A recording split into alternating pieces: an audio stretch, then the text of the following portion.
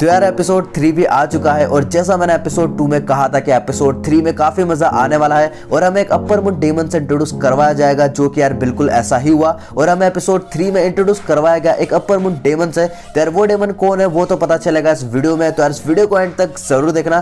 तो hello guys, welcome back to the channel dragon anime. तो यार गाइस आज मैं करने वाला हूँ एंटरटेनमेंट डिस्ट्रिक्ट आर्क एपिसोड 3 का रिव्यू, जो कि यार काफी डार्क होने वाला है। तो यार इस वीडियो को एंड तक जरूर देखना और इसी तरह के कंटेंट के लिए चैनल को सब्सक्राइब कर दो और साथ ही बेल आइकन को भी दबा दो ताकि ऐसा ही इंटरेस्टिंग और एक्साइटिंग वीडियो जो है वो आपको मिलते रहे। तो चलिए दोस्तों बिना देरी के वीडियो को शुरू करते हैं। तो यार हमने लास्ट टाइम एपिसोड 2 में देखा था कि जो तांजिरो है, जेनुत्सु है और इनोसुके है, वो तेंजन की वाइफ को ढूंढने के लिए लड़की बनकर वन ऑफ दी ओरन के हाउस में जाते हैं, जो होता है ओगिमोतो, तोकितो और क्योगोकू हाउस, जहाँ पे तेंजन की वाइफ है और तीनों का मिशन है कि उन तीनों वाइफ को बचाना। तो यार एपिसोड 3 की शुरुआत होती है एक ब्लैक एंड व्हाइट सीन से, जिसे देखकर लग रहा है कि ये किसी का फ्लैशबैक है, जहाँ पे उस हाउस की लेडी जो है वो ओरन के पास जाती है और गुस्से में बोलती है कि जब से तुम इस घर में आए हो दिन पे दिन इस घर के लोग जो है वह गायब होते जा रहे हैं, आखिर यहाँ पे चल क्या रहा है, इसके पीछे तुम तो नहीं हो। तो फिर यार उसके बाद वो ओरन लेडी एक इविल स्माइल देती है, जिसे देखकर लगता है कि वो लेडी जो भी बोल रही थी वो सब सच था। फिर वो ओरन वो लेडी के पास जाती है और दरवाजा अपने आप बंद होता है और थोड़ी देर बाद वो दरवाजा वापस खुलता है, जहाँ पे वो लेडी वहां से गायब हो जाती है, जिसे देखकर लगता है कि वो भी उसी तरह गायब हो गई है जैसे बाकी को लोग उस घर से हुए थे।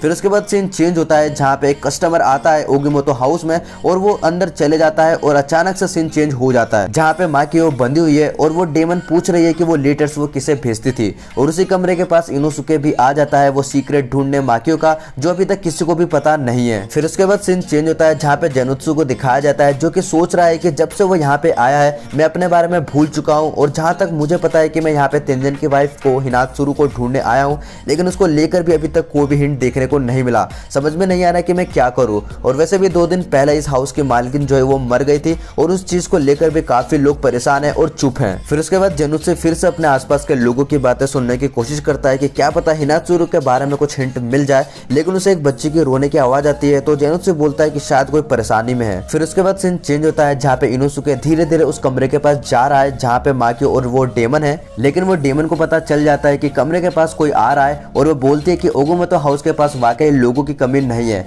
और वहीं पे माकियो सोचते है कि मुझे भी कोई रास्ता ढूंढना होगा यहाँ से निकलने का, और वहीं पे डेमन जो है वो माकियो को अपने पावर से कस के बांध देती है और बोलती है कि जल्दी बता नहीं तो मैं तेरे शरीर के टुकड़े टुकड़े कर दूंगी। फिर उसके बाद धीरे से इनोसुके भी माकियो के कमरे के पास आ जाता है, जहाँ पे वो खाना वैसा का वैसा ही पड़ा है और उसको देखकर इनोसुके बोलता है, इसको देखकर लग रहा है कि वाकई यहाँ पे कुछ गड़बड़ है, सिर्फ यहाँ पे बैठ के सोचना और कुछ ना करना ये मेरा स्टाइल नहीं है। फिर उसके बाद इनोसुके दौड़ते हुए जाता है और दरवाजा खुलता है तो उस कमरे में कुछ भी नहीं होता है और वहाँ पे आसपास फोम उड़ता हुआ रहता है, जिसे देखकर इनोसुके बोलता है ये कैसे हो सकता है, यहाँ की खिड़की तो बंद थी तो ये वहाँ पे कैसे आ सकता है। तो फिर उतने में इनोसुके घर के सीलिंग पर कुछ सेंस करता है, तो वो उतने में खाने का कटोरा पकड़ के मारता है और बोलता है बाहर निकल। और फिर उतने में वो डेमन सीलिंग के जरिए निकलने की कोशिश करता है, लेकिन इनोसुके उसका पीछा करता है और वो सीलिंग में जैसे ही एक पंच मारने जाता है तो उतने में वहाँ पे उसके सामने एक कस्टमर आ जाता है और वो पंच उसे लग जाता है, जो कि काफी खतरनाक होता है। तो उतने में सीढ़ी के जरिए वो डेमन भाग जाता है और फिर भी इनोसुके उसे पकड़ने की कोशिश करता है, लेकिन अनफॉर्चुनेटली वो डेमन वहां से भाग जाता है, जिसकी वजह से इनोसुके काफी ज्यादा गुस्से में आ जाता है। फिर उसके बाद सीन चेंज होता है, जहाँ पे एक बच्ची रो रही है, वहां पे जेनुत्सु आ जाता है और बच्ची को रोता हुआ देखकर जेनुत्सु की फटने लग जाती है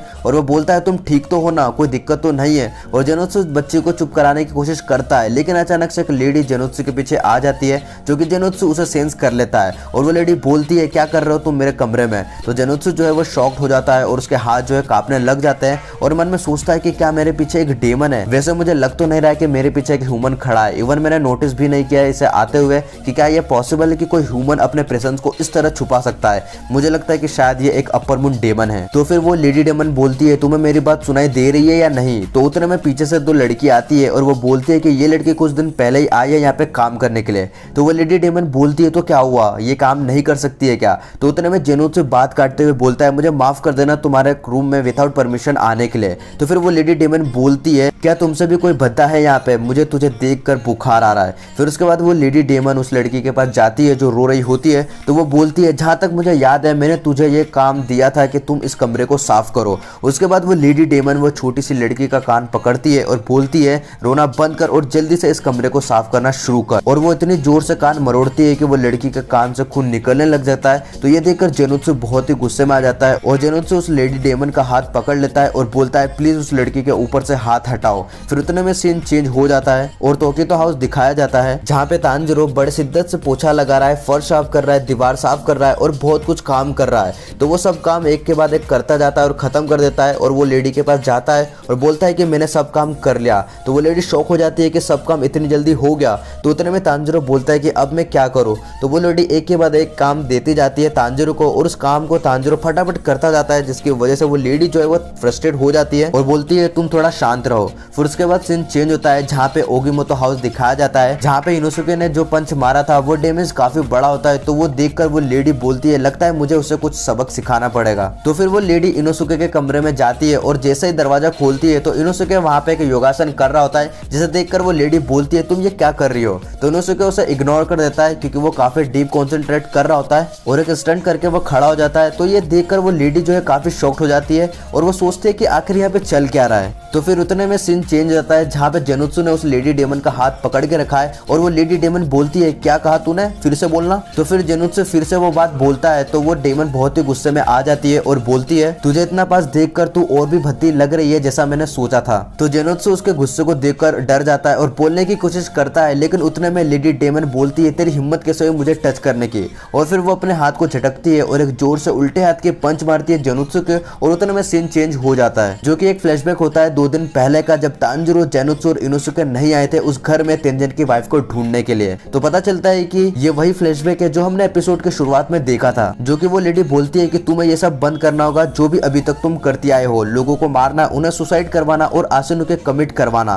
तो वो लेडी डेमन बोलती है लगता है तुम मेरी साइड में नहीं हो, तुम्हें नहीं लगता कि उनकी गलती है क्योंकि वो मुझे इरिटेट करते थे। तो वो लेडी बोलती है कि मैंने तुम्हारी बहुत मदद कर ली लेकिन तुम्हारे बारे में मुझे अब कुछ भी ठीक नहीं लगता। तो वो लेडी डेमन गुस्से में आ जाती है और बोलती है तुम्हें पता है ना किसकी कमाई ने इस घर को ऊंचाई तक ले गया है। तो वो लेडी काफी ज्यादा डर जाती है और बोलती है बहुत साल पहले जब मैं एक बच्ची थी तब एक बूढ़ी लेडी ने मुझे बताया था कि एक औरत थी जो बहुत ही खूबसूरत थी और वो औरत तब मैंने देखा था जब मैं खुद एक बच्ची थी और मैं जैसे जैसे बड़ी होती गई वो औरत वैसा का वैसा ही थी जिसका नाम था यातामा हिमे, जो वही करती थी जो उसे इरिटेट करता था, वो उसकी गर्दन को धड़ से अलग कर देती थी और वही आदत तुम में भी है। तो वो लेडी काफी ज्यादा डर जाती है और बोलती है आखिर तुम हो कौन, शायद तुम इंसान तो नहीं हो। तो उतने में वो लेडी डेमन उस लेडी को जकड़ लेती है और ऊपर ले जाती है आसमान में और बोलती है मुझे लगता है कि ये सब जानने के बाद तुम्हें चुप रहना चाहिए था, शायद इसी में तुम्हारी भलाई थी और आज तक लोग चुप रहते आए हैं इसलिए वो जिंदा रहते आए हैं, लेकिन तुम कुछ ज्यादा ही हद पार कर चुकी हो और ऐसा मैंने सोचा नहीं था। मुझे लगता है कि अब तुम्हें यहाँ से जाना चाहिए हमेशा हमेशा के लिए।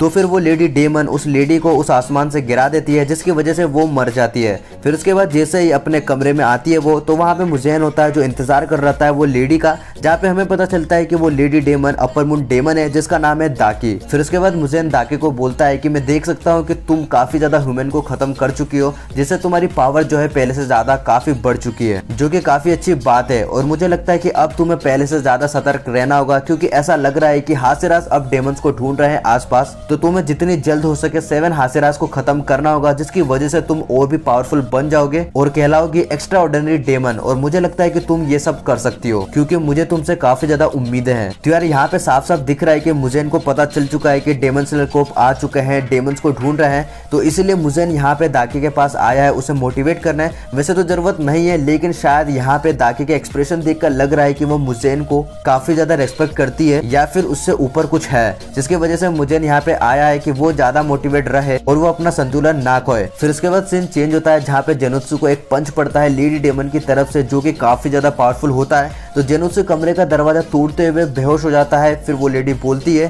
तेरी हिम्मत कैसे हुई मुझे टच करने की, तुझे अभी डिसिप्लिन की जरूरत है। तो उतने में वहाँ पे एक आदमी आ जाता है जो कि माफी मांगता है जेनुत्सु की जगह और बोलता है कि प्लीज उसे माफ कर दो और वैसे भी अभी कस्टमर आने का टाइम हो चुका है। तो फिर इंस्टेंटली वो लेडी डेमन का मूड चेंज हो जाता है और बोलती है ठीक है मैं आती हूँ तैयार होके। फिर उसके बाद वो अपने कमरे में चली जाती है जहाँ पे वो बोलती है जेनुत्सु के बारे में कि उसकी इंजरी जो है वो काफी छोटी है लेकिन फिर भी वो बेहोश हो गई, ऐसा लगता है कि ये कोई सिविलियन नहीं है, ये पक्का डेमन स्लेयर कॉप है, लेकिन इसे देखकर लग रहा है कि इसके पास हासिराज के स्किल्स नहीं है। फिर उसके बाद लेडी डेमन बोलती है थोड़ा टाइम जरूर लगा, लेकिन तुमने अच्छा काम किया इन्हें यहाँ पे लाने में, बस ऐसा ही इन्हें भेजते रहो और मैं ऐसा ही इन्हें खत्म करते जाऊंगी सभी को। फिर उसके बाद सीन चेंज होता है जहाँ पे तांजिरो को दिखाया जाता है, जहाँ पे तांजिरो को सामान लिए हाथ में कहीं जा रहा है, जहाँ पे तांजिरो आसमान की तरफ देखते हुए बोलता है ये कैसी महक है हवा में।